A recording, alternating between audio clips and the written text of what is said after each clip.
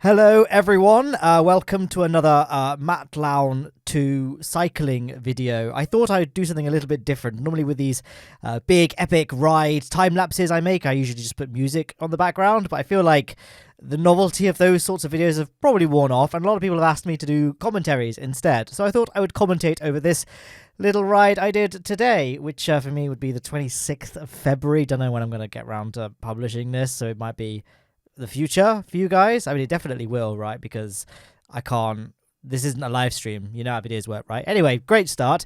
I'm on my gravel bike, which I don't think I've actually ever made a video with on this channel, but it's basically like, for those that don't know, a gravel bike is basically like a road bike, but with slightly beefier tires, so it can do things off-road, if that makes sense. So it can do dirt roads, basically, or gravel roads, hence the name gravel bike.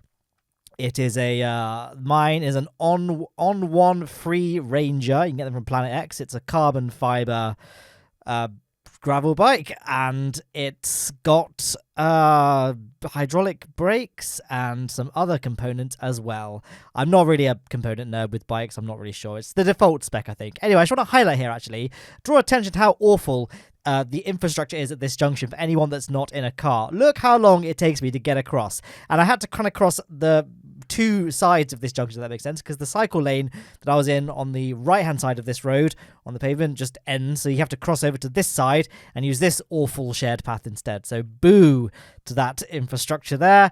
Now I can... you'd think one of these guys could just let me cross, right? Because they're all just... eagerly trying to get ahead so they can then wait at the roundabout, but well, whatever. Here I'm on a nice kind of okay cycle path, I guess, that's separate from the road, and then finally we're off the big horrible scary car roads. These roads are very, very old. They're not really used by anyone other than horse riders, cyclists, or people in cars that have got lost, or I guess the farmers use them as well. And it's just really nice. It's just pleasant all round, and yeah, it's so sunny. It's beautiful. It's a beautiful day. Oh, look at that, using the bottom of the drop bars. I don't know what any of the parts of the handlebar are called. I think the bits, the tall bits are called the horns. That's it. And then there's the drops and the bars. It doesn't matter. Anyway, here I'm on a little road called Little Down Road, I think, or Little Down Lane or something. It's a very old road again. There is now a main road that's huge and very dangerous for anyone not in a car, so you can't really use it. But it means that, cyclists and horse riders and ramblers can use the old road that's no longer used by the cars. And I'm on a little provisional cycle path, so this is only usable by walkers and cyclists, this little road here. You can actually follow it all the way down to a little lake and a dam, but I just stopped at this road here and then went down here, which again, it's a very quiet road. It's only really used by locals or farmers or servicemen like that guy. And yeah, it's just a fairly pleasant road, because while gravel bikes can do off-road, they are much closer to road bikes than they are to mountain bikes. Really, I just got it because I wanted to do some road cycling, but I kind of wanted the extra comfort of slightly bigger tires would offer. And the road surfaces here, that you can see, it's not great, is it? I think it would be a little bit rough on a true purebred road bike. That was a really difficult phrase to say for some reason. I hate this hill. It's much steeper than the GoPro seems to let on. And then I took a photo of that sign there so I could send it to my other cyclist friends and let them know that this road is going to be closed. Hopefully it's to repave it, because it's a real mess. This bit has been repaved, so I think it is just to repave that other bit. Weird little... You guys don't care about that. Yeah, do you guys like the time lapses? I've kind of done a mix now of cycling time lapses and then real-time cycling videos. I guess it would be pretty painful to watch this ride in real time, because I think it amounted to about 50 kilometers in total. I'm not actually sure. I can't remember how much Strava said it was, but about 50 kilometers, about 4 hours of riding, and yeah, going to be a bit painful to watch in real time. I can't remember. My average speed was 20 kilometers an hour, which I was pretty proud of, because I think that's a pretty decent pace for cycling in general, I guess. And then this is another really nice lane. It's very small and narrow, and it's not really used by cars anymore because there is now a much bigger road, which I'll be using later on in this little video.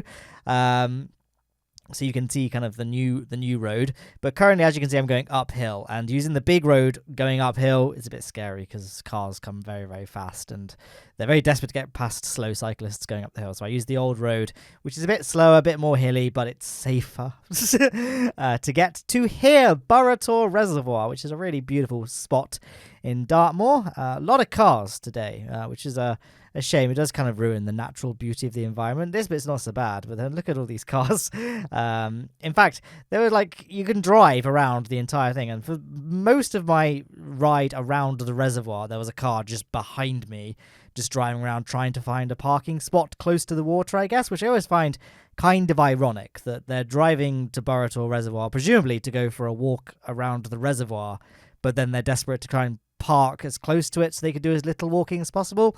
Don't know. I don't really understand it myself. Anyway, yeah, it's a really nice spot. It's pretty easy to ride around, and yeah, I like it. I'll be pulling over it a bit and doing a little quick real time video so you guys can see, because you can't really see the water, unfortunately. You can only really see what's directly ahead of me. This car was really desperate to pull in front of me just there, it seems. Yeah, but no, I highly recommend if you live in the southwest of England, Burrator Reservoir, very nice spot for a walk or a bike ride, something like that. But yeah, do you enjoy this sort of video, like a big cycling time lapse with commentary over it, or do you prefer it when there's music instead of commentary?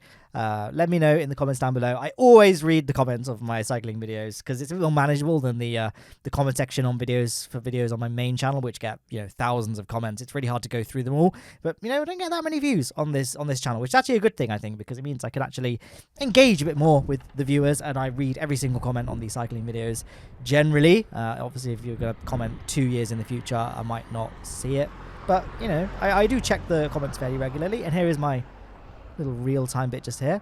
You might be able to hear, I don't know if you could, how windy it was. It was an incredibly windy day, so it was definitely a good workout, this bike ride. That's why, actually, it was probably difficult to tell because the whole thing is time-lapse, but sometimes it looks like I'm going down a hill, yet I'm pedaling really, really hard and fast, and that's just because I'm fighting against the wind. So yeah, that was Burrator Reservoir. Now we can just exit, and as you can see, the sun is starting to set, so I wanted to start thinking about getting home. I do have lights on this bike, but I mean, it's not that pleasant cycling in the dark, and it's not that safe. And I was a little bit worried actually about when the sun is just setting and the sun is very low, it's harder for cars to see you. I mean, you'd hope they can see you because that's the bare minimum required to drive a car, right? Is to pay attention to your surroundings. But yeah, whatever. I don't like risking it. Anyway, here's the big main road. I said earlier that I was on a little lane that there was the original road before this big one was built. That was it. Don't know if that was particularly interesting, but there's not many things I can really say. I love this bit, actually. This is Drake's Trail. Drake's Trail is like a walking and cycling route that's in the southwest Plymouth area, basically. It's part of an old. It's basically built on an old steam railway. I don't think this bit specifically is actually, but most of it is built on an old railway line, and yeah, it's just really, really fun to cycle along, and it's really, really easy. You don't have to have particularly great fitness to do it. It's just nice and flat. It's completely separated from cars. It's just walkers and cyclists. It's great fun. I do love it a lot. I'll actually be leaving Drake's Trail for a little bit, actually, to use some roads, because Drake's Trail has a lot of these big gates. There'll probably be one in just a second, actually. I thought it was there. There's definitely one coming up. Just bear with me, guys. Just elevator music. There it is. There's a gate. So there's kind of these big, awkward, double gates, and it just slows you down, and they're a bit annoying. So it's to stop animals, basically, because there's wild ponies on Dartmoor. So I decided to just bypass them on Drake's Trail in just a second. So we're leaving Drake's Trail now. And then we're going to go down this road. So it's another quiet country Dartmoor road, not really used by anyone particularly, so I don't really run into any cars, which is great. Very, very steep downhill just here, so you get a nice lot of speed. And now I'm back on Drake's Trail after all the gates are over. And I'm turning on my front light here because we're going into a tunnel. This is obviously part of the old railway infrastructure, hence why it's a tunnel. They would probably never build a cycle lane with such substantial infrastructure if this was just going to be a dedicated cycle lane. And look, there's a station platform here. Another legacy of the old railway line. And yeah, it's kind of cool actually cycling down this path because you can sort of tell where the rock was all blasted out with dynamite to make way for the railroad, because obviously the steam locomotives can only go up a certain gradient of hill. It is a very steady downhill this direction, so it's pretty chill. And I was pretty, getting pretty tired from the ride, so I was just taking a nice easy pace and just letting this thing roll down. This bike does roll really, really well. I'm still got more mileage and just general experience on hardtail mountain bikes, so this gravel bike certainly it rolls so much nicer than my mountain bikes. I've got two. I've got a trail hardtail Ribble, and I've got my Voodoo Izan, which I've sort of converted into a city bike. So I've put slicker tires. I've got Max's Ardent Race. So they're still mountain bike tires, but they're very, they've got very low rolling resistance. They're ideal for, I guess, surfaces like this. And I put big pannier rack system on it, so it can carry loads of cargo. I can do a big weekly shop on it. It's brilliant. I love it. And that was my story about that. And then I've obviously got my gravel bike as well. I'm always umming and ahhing. I mean, M+1, you can never have enough bikes, can you? But I am umming and ahhing about getting a full suspension trail bike. I think at the moment, my bike is a much better athlete than me, and it's never really going to be the limiting factor to my skills, but it's just like a bit nicer and it's a bit easier on my joints because I realize I'm not getting any younger, right? I'm 27, nearly 28, and I'm probably past my physical prime now, and now I've got to start thinking about not smashing my joints too much, lest when I get older everything just stops working. So a full suspension mountain bike might be better in preserving my my frail body. I hate this bit just here, actually. I think I stopped just to turn on my lights because I realized the sun was starting to get a bit low. I'm going to turn on my lights, and it's this bit here.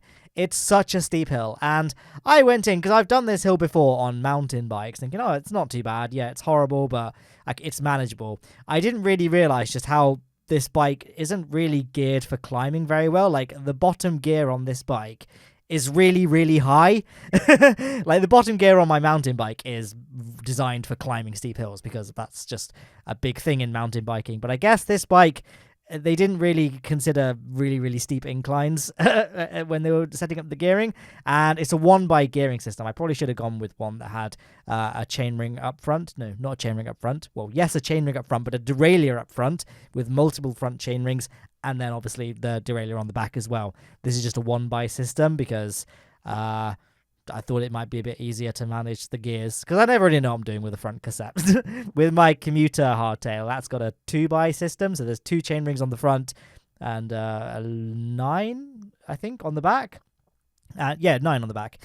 And I basically never touch the front derailleur ever. Like, I just leave it on gear number 2 of 2 on the front and then just use the rear derailleur. And it's only when the going gets super, super tough, like there's a really, really sharp incline or something like that, then I'll change gears on the front.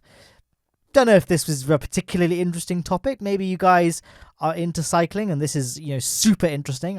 It probably isn't, I'm afraid. Sorry. But maybe I could inspire people to maybe take up cycling after watching these videos. It looks like I'm running all these red lights, by the way, because the camera angle isn't very good, but I'm not actually running the red lights. Don't worry. There you go. See, I waited. You see. But yeah, cycling is great. It's very. If you've got a commute which is doable on a bicycle, then I wholeheartedly recommend it because getting stuck in traffic is soul crushing. The boring company, underground tunnel, whatever it is dumb, and it's not going to solve anything. So don't bank on that fixing traffic. If you can cycle, it's great. It's way faster than driving, and it's nice. You get your exercise in, it clears your mind, and it's actually enjoyable. Like, I actually now, when I'm off work, like I'm on holiday or something like that, I actually miss the commute, which is a really weird sentence to say, for me before I started cycling to work. When I was driving, it was the worst. It was horrible. Anyway, I'm pretty much back home now, so I can just cut to this amazing cinematic shot here of me cleaning my bike. I'm using Pink Muck-Off. I don't know what it's called. It's the Pink Muck-Off cleaner. Muck-Off didn't sponsor this video, but if Muck-Off want to pay me lots of money to shill for their products, then please, I'm happy to. I love Muck-Off. I'm a huge Muck-Off fan. That pink stuff is just magical. You just spray your bike with it, and the dirt falls off. It's brilliant. I don't know what it's made of. Magic, I guess. I must see my son.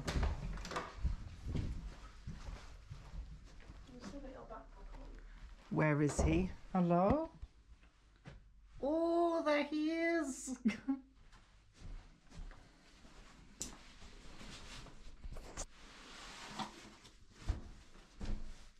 Hello?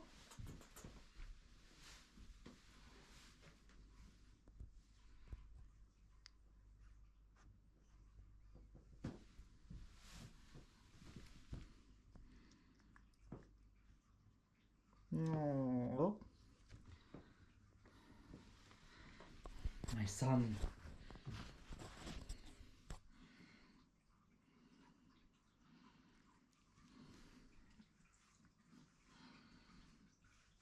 God, he's so chunky, isn't he? Oh, there he goes.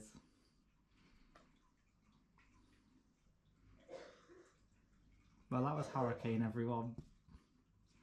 I need a shower.